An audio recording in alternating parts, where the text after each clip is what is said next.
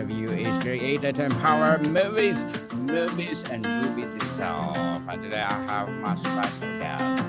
He is a director, actor, an author, producer, as well as creator, and he is the director, actor of the movie The Beast of Trinity, Texas. None other than Mr. Terry Weaver. How you doing, Daniel? Thanks for having me on. I'm fabulous, Mr. Terry. And can you please introduce more about yourself that I miss? Yeah, sure. Grew up in San Bernardino, California, on the West Coast, and spent a lot of my 20s out there also. But I joined the military when I was 17 years old. I actually turned 18 in boot camp, and then I had my 21st birthday in Kuwait, preparing to head into Iraq. So a strange couple years there.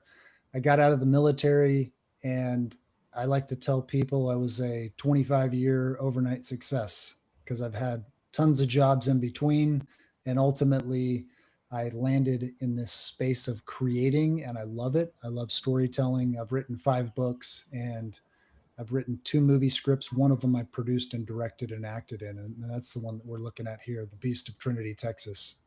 Yes, and I'm inviting you to be part of my book one on review, and let's talk about all your books, Mr. Tari.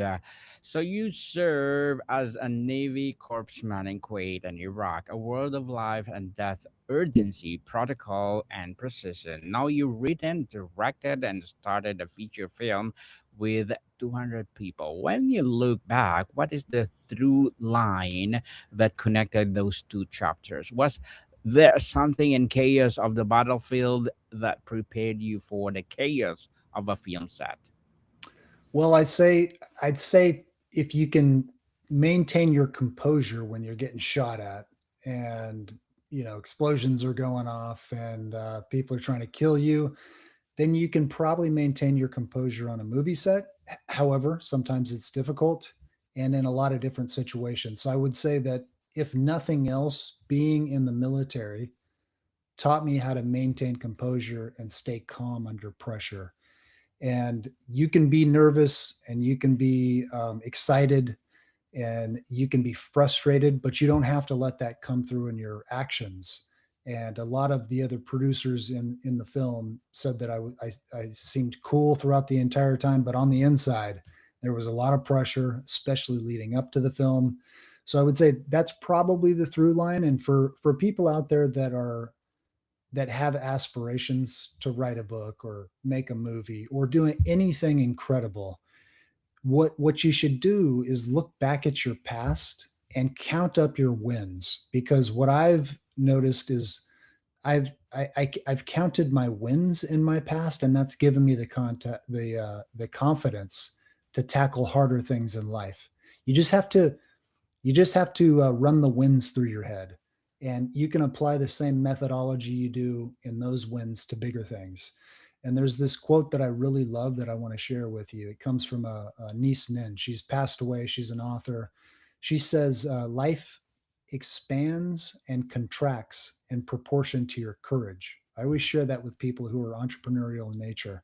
So the more courage we have, the more our life will expand. As people, count your blessings before you complain. You've said the film began with the conversation about Bigfoot legends in Arkansas during the road trip. Walk us through the moment of ignition, and when do you realize that the campfire story could actually become a feature film with 40 locations and a budget of $10,000 handmade costume and 200 cast and crew? Yeah, it was intense. So the budget was about a third of $1 million, and the costume for the beast alone was over $10,000 to build. So these are big numbers. Just thinking, especially when you don't have that money sitting around, you have to go out and raise it. But back to the inspiration for the story. I've always been a mystery buff. I love writing mystery. I have 3 novels that I've written that are wrapped around mystery, detective, and especially murder mystery, because I think murder mystery carries the highest stakes of any story, of most stories. And so that's the genre that I like to work in. Well, I have a good friend who invited me on a road trip. So me and my son, my youngest son, loaded up with him and we went to Mountain View, Arkansas. And as we're driving through, there's a cutoff that goes to Fouke, Arkansas. And he starts telling me these stories about the legend of Boggy Creek and the monster of Boggy Creek. And Fouke, Arkansas is the kind of ground zero for the legend of Boggy Creek. For any people out there that know that movie, they know that it is kind of the movie that kicked off the entire Bigfoot phenomenon. It was made back in the 70s. It was made for a couple $100,000. It's very rough, but it caught on and it got lodged into the American zeitgeist. And so when he was telling me these stories, I was looking at him like, are you crazy? Do you actually believe in the Bigfoot and the beast and, the legend of Boggy Creek? And he says, absolutely. And he said he had his own story. He said he was approached by a Bigfoot while he was on a church retreat. He told me the whole story. And I've listened to a lot of stories from people that have had encounters with Bigfoot, and you can tell the ones that are just making stuff up and the ones that actually believe what they're saying. And he believed what he was saying. And he kept on planting seeds. And I was involved in some other productions before the Beast of Trinity, Texas, as an actor and a part of the production team and the leadership team of some productions. And I got to a point where I believed I could do a better movie, and me and a good friend of mine decided to take the leap of faith. So my buddy was also a Bigfoot fan, and so this Bigfoot and murder mystery kind of collided, and I thought, well, we can do something with this. And that was the start of the idea. And that started back in 2023.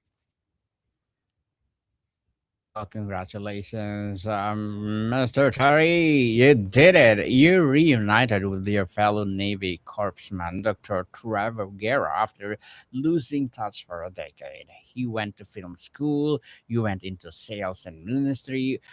When you two reconnected, was there unspoken understanding that your shared military history meant you had to create something meaningful together, not just entertaining?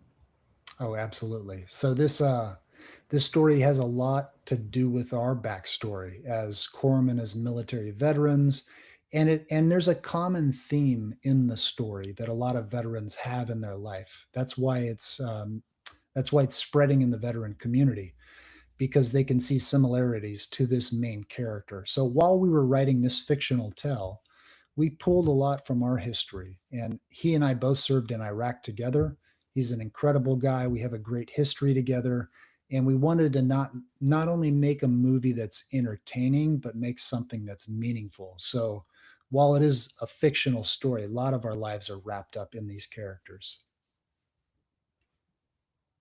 You had no formal film schooling training. You mentioned studying Robert Rodriguez, Sid Field, Robert McKee, and John Truby to learn the craft. What was your self-education process?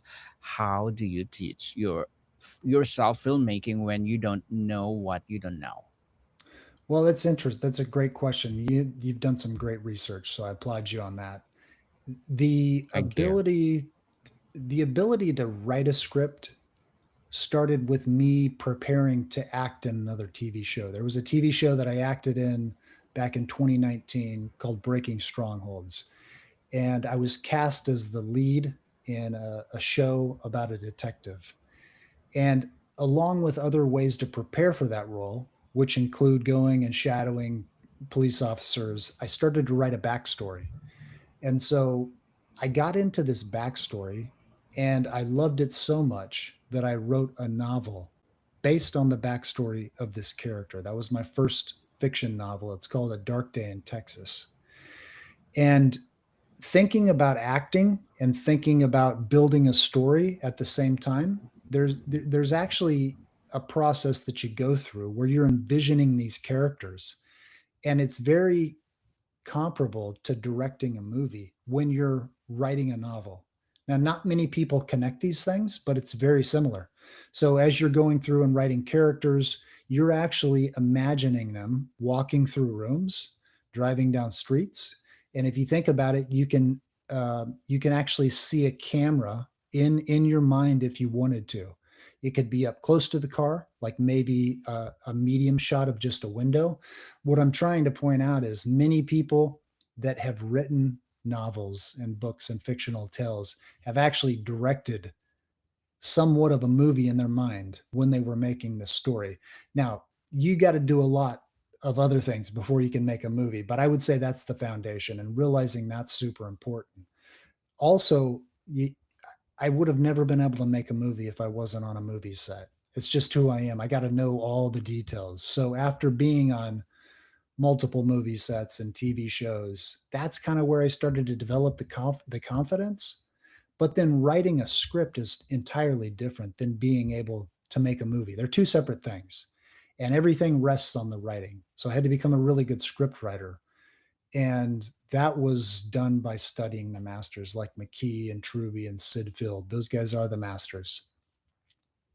Well, thank you for that confidence. Mr. Terry, you wrote 5 books before never making a film.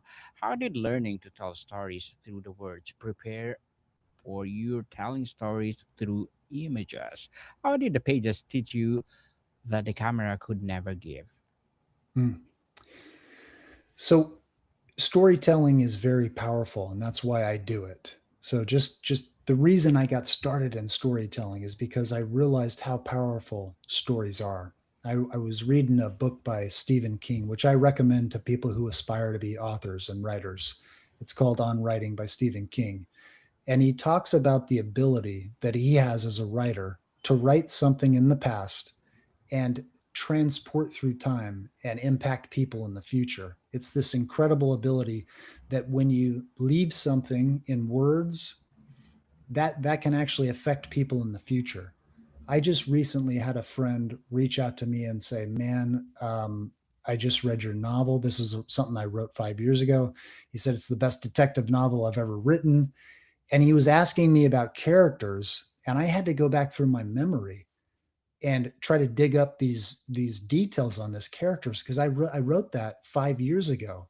So it's incredible how powerful writing is. You can actually transport through time and touch people, but also storytelling is incredibly powerful. There's this quote by Robert Stone, and this came from another guru in writing, but the quote goes like this: "For a thing to endure, it has to be made of either words or granite. For a thing to endure, it has to be made of words or granite." I really love that. If you think about the things that have been around for 200 years, what's around still from 200 years ago? Statues and books, right? Stories and statues. So knowing how powerful storytelling is, that's what got me into it. Okay, I got lost on a tangent there. Get me back on track, Daniel, please. But What was the you did a great job, Mr. Terry. I have Okay. a more question, so Okay. let's move to the other question. This production included over 200 people, cast, crew, extras, and community supporters. You did not have the studio behind you. You didn't have the traditional productions company. How do you convince 200 people to believe in your vision and exist only in your head? Hmm. Wow. Okay, let me tell you a quick story first. We were on our last day of filming, and we had the Beast in costume, ready to go, a couple actors, full crew. And since it was the last day, I decided to bring my 13-year-old son to set because I wanted to teach him some things. And he watched us go through the motions of doing this stunt where the Beast picks this guy up and he's manhandling him. He watched everything from the camera build up to the actors on set to the teardown. And on our way home, I told him, he was 12 at the time. This was last year. I said, "Liam, you can do anything you put your mind to. You can literally dream things up and bring them into existence as long as you work hard and you get enough good people around you. Hard work and good people, you can do anything you put your mind to." I believe that. And so the way to the way that I was able to pull this off, and I had some really good people with me, but it all came down to leadership and casting a big vision. And we did that for a long time. We casted a big vision and we held big events and we got people excited about it. And we just continued to stoke the fire in them. And they followed us. And they're a reason we have a movie today because we didn't pay 200 people to be in our movie. We paid maybe 80, maybe 85, but everybody else jumped in and helped out. So big vision, leadership, believing in yourself. Mhm. Yes, that's empowering. Mr. Terry, and you need an applause for Thank you. that. So inspiring. The subculture you created was described once where egos stayed home and professionalism ruled. In an industry often defined by diva behavior, how did you enforce that standard? What happened to the first time someone tested it? So no one really ever tested it. We didn't have any trouble. There was a couple times that I had to pull people aside and remind them of the understanding that we put in place. And I'll tell you what that understanding is. When we started the production, we told everyone we're using a book called The Four Agreements. We encourage everyone to read it, but here they are. And we listed the four agreements. I'm not going to list them out for you because I'd like your audience and maybe you to go check out the book that's called Four Agreements. It set a foundation for us. It was so incredibly important in the culture. And if you keep on reminding people, hey, this is how we're operating, and we're only operating this way because we want the best for our production. We owe it to this production to give it the best. And here's what's going to enable us to do that. Here's our culture. This is going to be a guide for us. If you remind people of that, if they know it's important to you, if you guys can get in on a singular mission and embrace that, boy, it really helps. That is, basic leadership stuff. And it took me a long time to learn it. So it's not basic, but it's basic leadership stuff. And to lead people, especially in this magnitude, 200 people, I couldn't communicate with everybody. You have to have a system, and our system was a culture that we use the four agreements. And you know what? If you treat people well, they'll respect you. And I had people, show a lot of respect, and they brought their best, and that's why the movie is doing what it's doing as an indie Congrats. production. Thank you. Congratulations, Mr. Terry. You've been open about your Christian faith, and how do your church parade over the unusual title, The Bees of Trinity, Texas? How do you hold your spiritual life and your creative life together without one overshadowing the other? Yeah, this is something I've thought about a lot, and I believe that every human they they they partake in stories, and most humans partake in stories to escape. So if you can give them something to escape in, you can actually benefit them. Now, I decided a long time ago that I'm not a preacher or an evangelist, that I'm a storyteller. And so when I write something, the number one goal is to entertain. If I can actually give them a good story also, then I've done the world a service. That's the way I look at it. I don't feel like I was born to be a preacher. However, I do have my own faith, and I actually have an incredible story about faith in this movie. And I would echo another producer, a well-known producer, that if I mentioned his name, everyone would know him. But he said every movie that's made is a miracle. I believe that. It's so hard to make a movie. It's incredibly difficult. Hmm. So I hope that answers the question. Certainly, yeah. Indeed, Mr. Terry. The film budget was $360,000, isn't it? For a creature feature with the handmade monster, 40 locations, and 200 people. That's remarkably amazing. Walk us through the economics, and where did every dollar have to stretch, and where did you simply need miracles? Yeah. So yeah, that's a big question. I needed miracles everywhere. How about that? But here's the bottom line. If you have a good enough story, and this is universal, if you have a good enough story and you cast a big enough vision, you can attract talent way beyond your budget. And this has been seen in Hollywood. It's been seen in indie film.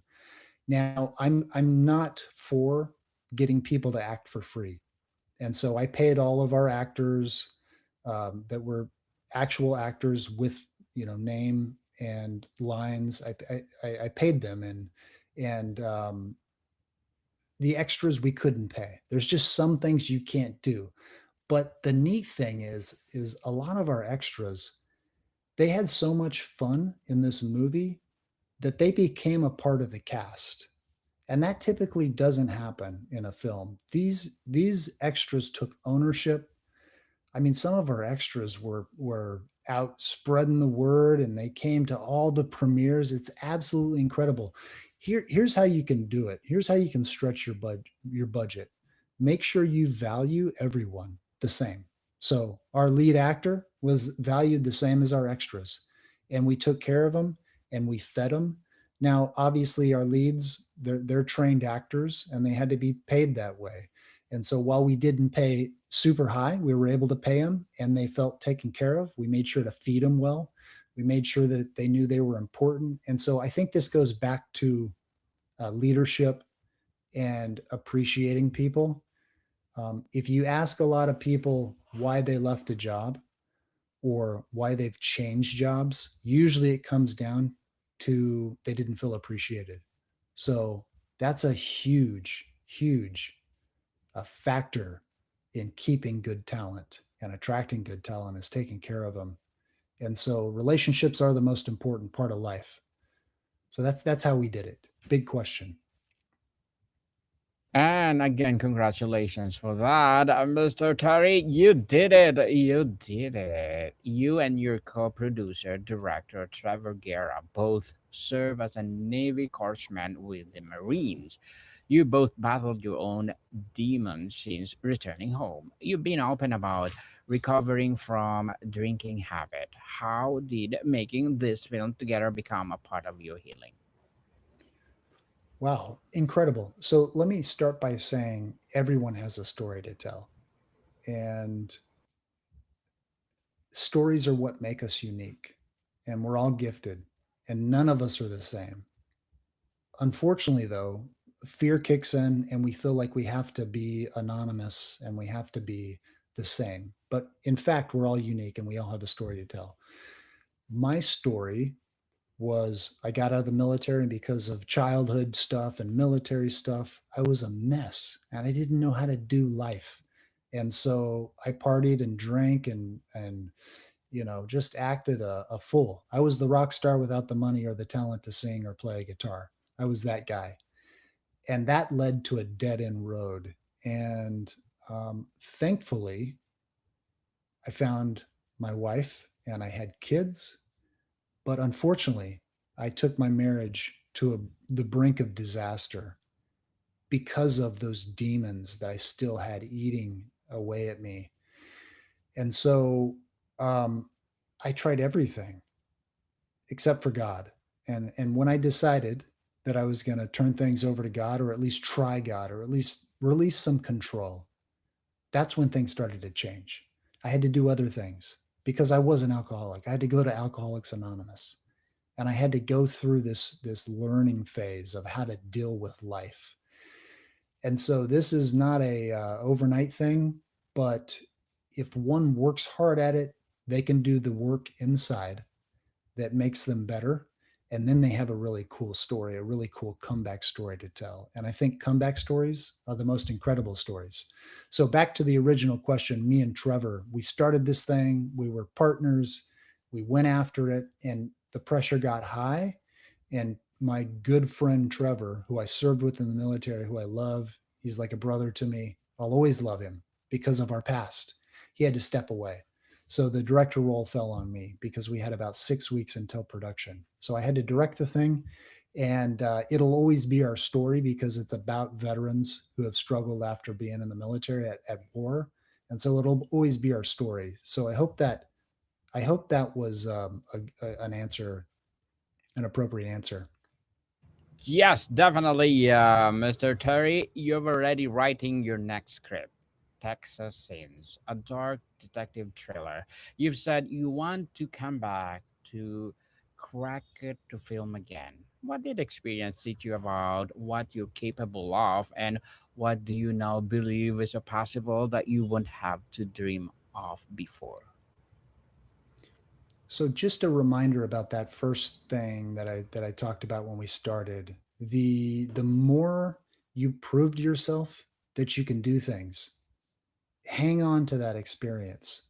So I've been in sales roles, I've done business startups, and I've proven to myself that I can do things that I put my mind to and that I challenge myself. And what I found is I'm a sucker for a big challenge. It brings me alive. When I wake up afraid, I start going, okay, I got to make the most of this day. And so that's why I'm doing it again. I want to be afraid. I want to go after a big challenge, and I can't wait. It's what brings me alive. Well, good luck for that, Mr. Terry, and looking forward for more success. So, can you please invite the listeners to support your movie, your upcoming movie, or whatever projects that you're doing right now? Yeah, I'd encourage people to check out The Beast of Trinity, Texas. It's streaming on multiple platforms. Best place to watch it's probably on Amazon.